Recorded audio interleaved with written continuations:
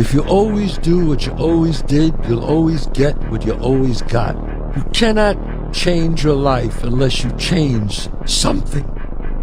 You're going to lose sleep. You'll doubt whether it'll work. You'll stress to make ends meet. You won't finish your to-do list. You'll wonder whether you made the right call and have no way to know for years. This is what hard feels like, and that's okay. Everything worth doing is hard, and the more worth doing it is, the harder it is. The greater the payoff, the greater the hardship. If it's hard, good. It means no one else will do it. More for you. We all should think that we're great. There's no reason for you to not think that you're great. If you don't think you're great, ask yourself why. Why don't you think the highest of yourself? When you do, people have no choice but to follow suit. You got no choice but to follow suit. Experts have more ways to win than beginners do. And so if an expert goes into any setting that they're expert in, they have so many faster feedback loops that reward them in the moment before the ultimate outcomes. Sun don't stop for nobody, man. Sun don't stop. Sun gonna be up in the morning regardless. That sun is gonna be up in the morning regardless of how I feel and how depressed I am. The sun is gonna shine in the morning, and at nighttime the moon gonna be there, and you gonna look up, these days gonna keep going by. Success is the only revenge. As you expand, they shrink into irrelevance. As you get louder, no one can hear them. You don't beat them, you cast a shadow so big, no one can see them to begin with. When people copy, they copy the wrong stuff because they don't know why it worked to begin with. And when it breaks, they don't know how to fix it because they didn't build it. So don't sweat it, copycats will always be behind. I go to the core. I am Invictus. You don't get that sense of confidence by going through society's rhyme the reasons. You know, you do your own thing, you know, especially when everyone else isn't doing it and they call you crazy, whatever else. Oh, you're in here and people driving by being like, what the fuck is that guy doing up so late? Well, what's up so late mean? I don't know. It's the moments in life, the decisions you make on a moment-to-moment basis that add up to be the guy or not the guy. He was like, the only thing that you can do is win so big that all of them constantly compare themselves to you, and then you'll forget they exist. And that's when he said, success is the only revenge. He's like, it's not the best revenge. He's like, it's the only one. There's no other revenge. Because everything else is petty. Everything else does show that you were thinking about these people all day long, which means they win by default. He's like, all you can do is think about your goal and winning. He's like, and when you win, that's when you become so big that they shrink into irrelevance. Constantly body punches. When I was hitting him with body punching, I heard him, actually he was crying in there, making woman gestures like, I can't mind it, but I knew that he was breaking down soon. Always going to be a party. There's always going to be a time to celebrate and a time to join friends or a day to, I mean, the bars are always open. Always open. No matter how old you are, they're always open, you know? What's not always open is the opportunity to check the box in life, you know, to achieve your dreams. That's not always open, man. People think that you should be weak and you should be docile and then you should be a pacifist. He goes, no, you should be a monster. He said you should be a monster, you should be ruthlessly ambitious and then learn how to control it. And it's that old expression, it's better to be a warrior in a garden than a gardener in a war. I didn't have to shoot up anything, I didn't have to drink anything, I didn't have to go party anything. All I had to do was just go work out, and now what's going to happen is a residual effect of that. Not only does my body grow, but my belief in whatever my current endeavors are, they seem closer. They seem like, you know, I can reach out and grab them now. Basically, I have no say so. I don't give about who wins. You know, just basically, there's no fight without me. There's no real championship fight without me. One guy, you know what I mean, who I believe hopefully is an outstanding fighter. You know what I mean? It's very difficult in this fight to choose because one guy is an outstanding little guy and the other guy's a big man, but he's not a great big man. I'm back, motherfucker! I'm back! All of this fucking solitary confinement shit Got me back! Fight, so whatever happens, happens. Mike, why do you have to talk like that? Well, I'm talking to you the way I want to talk to you. If you have a problem, turn off your station. You know what? I think we'll end the discussion right now. Then we could. You got it. Have a nice fight, Mike. Off. My brain cannot process film. It will not process film. Because if I sit there and have to face myself and tell myself you're a failure, I think that's almost worse than death. Welcome to the pain zone. It's where we live.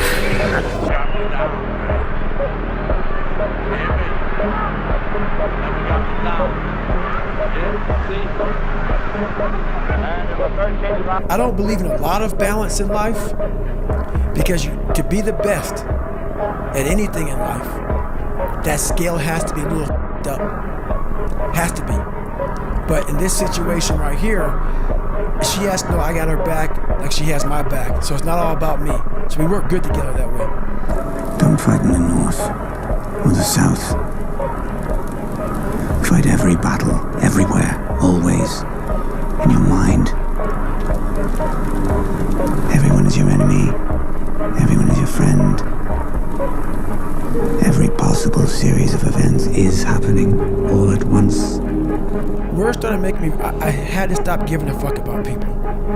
That was the biggest thing. I had to stop caring what people thought about me. I realized that everybody f***ed up. That's the one thing I realized. I walked around and I put these people on a pedestal. Everybody was better than me. So I can't tell you anything about me because you're gonna judge me and I'm gonna feel even worse than what I am. The biggest risk to your future isn't your competition. It's the distractions you insist on keeping in your life, rather than doing the things you know you should be doing but aren't. People delay doing things they don't like for longer than it takes to do them. Refuse to study a few more hours, refuse to go deeper, to go further. And that's where I gain the advantage.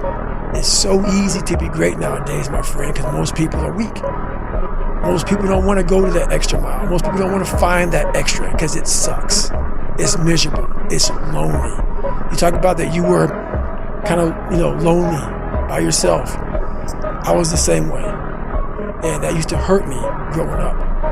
Now I thrive in that shit. That's the only place to be. And if I had only started with just doing what I was supposed to do, I could have done 4 or 5 other things that I was also supposed to do by this exact same point. And so thinking about it from that perspective, I've tried to eliminate as much time between I think I should do this thing and beginning doing it. And I think you get this positive reinforcement cycle that occurs every time you start. I call it pulling the thread. It's like, I just need to start pulling the thread. And then all of a sudden what feels really unknown becomes very tangible. And you're like, oh, I understand the 6 problems I have to solve to do this big thing. But now I know the problems, and then it feels like you can wrap your arms around it, and then you can start taking it one bite at a time. A lot of people, wonder, how did you become this? How did you become so vulnerable? How are you doing a podcast now when you were this kid? You overcame things. You fought them. And now this is what happens. This is on the other side of overcoming. You become very, very powerful when you overcome yourself.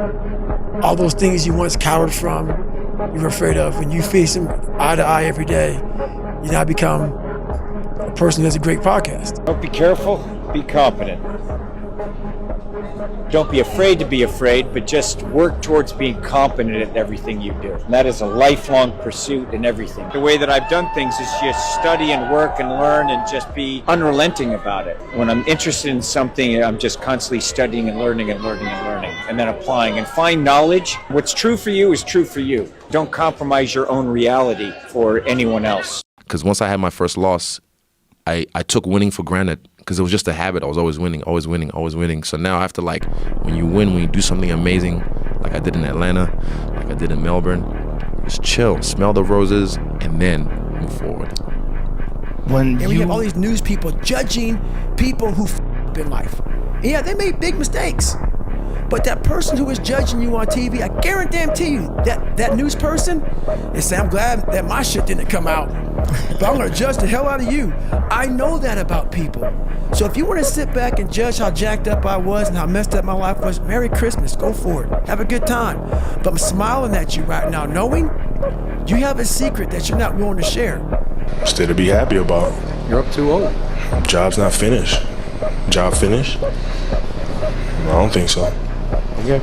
What I realized, once I calmed my mind down and sat back and looked at how jacked up this world is, once you realize that you are not alone, everybody that's talking to you about how jacked up you are, only thing they've done better than you is they've hidden their f***ed up world better than you have. The difficulty with personal development and entrepreneurship is that you don't know when the end is coming, but you still need to fight like the second mouse who gets out, gets right off, and gets put back in. And the only certainty that I can give you is that it's the same thing that every other mouse, every other person who got through that period went through. And you won't die. And if you do die, you won't care, because you'll be dead. There's nothing I can do. I'd probably, sometimes I look in the mirror and get little frights as well looking at myself, because I am an absolute animal, a machine. So I probably wouldn't want to fight me either. Tired, 14 days, 13 days, whatever the hell it is. Don't mean nothing. Tired is only in the mind. You tell yourself you're tired, you're gonna be tired. I don't get tired. Lake show, we coming home. I looked at him, and I remember, I call it Ese Diablo. He was looking at me, and he just had this like look, and he's just swinging his hands. And I said, you're not gonna beat me. I'm prepared to die. And I meant that, man. I swear to God on my life, I meant that. I'm even getting goosebumps thinking, see that? I'm getting goosebumps. Like, I meant that shit, because I was like, look, and I signed my death warrant right there. I was like, look, if this is how I die, this is how I die. But you see me, I was trying to get him. I was trying to kill him. I knew, because for me, if I'm ready to die, I'm ready to kill. You have to be willing to give something up as well. The wise man, the good man, the philosopher, is a man who lives in accordance with nature. He fears only abdicating his moral responsibility. He is not afraid of pain. He is not afraid of death. He is not afraid of poverty. He is not afraid of any of the vicissitudes of the human condition. He fears only that he should let himself down and that he should be less than a complete human being. But I'm working so hard, like I say.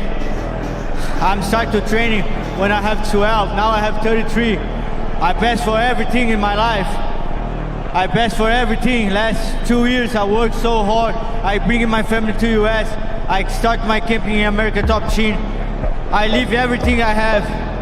My mom take care of me and my two brothers alone, you know. Now, Dad, you proud of me, Dad. You proud of me.